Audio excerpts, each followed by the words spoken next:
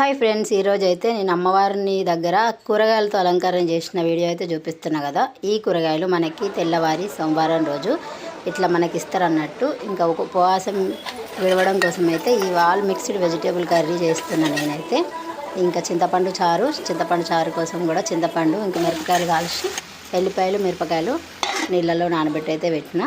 ఇంకా తర్వాత ఎల్లిపాయలు పచ్చిమిరపకాయలు అన్నీ వేసి మిక్సీ చేస్తున్నా. అందులో నువ్వుల పొడి వేసి ఇట్లా మిక్సీ చేసి ఇంకా చింతపండు వేసుకున్న దాంట్లో వేసేసి చింతపండు చారు అయితే వేస్తాను అన్నట్టు. ఇంకా కూర రెడీ అయిపోతుంది మనకి ఆల్ మిక్స్డ్ వెజిటేబుల్ కర్రీ.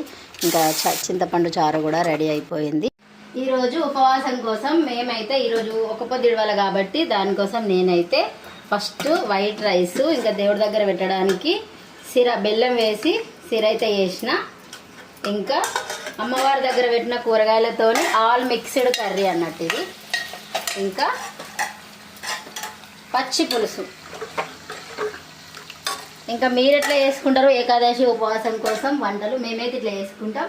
ఇంకా వంటలన్నీ రెడీ అయిపోయిన తర్వాత దేవుడి దగ్గర అయితే మనం ఏమేమి చేసుకున్నాం అన్నీ పెట్టి మొక్కుతాం మేము. ఇట్లా మనం చేసిన సిర, అన్నము, కర్రీ, ఇంకా చింతపండు చారు, పెరుగు కూడా వేస్తారు. ఇంకా నేనైతే పెరుగు తినాను కాబట్టి పెరుగు అయితే వేయకుండా మొక్కిన.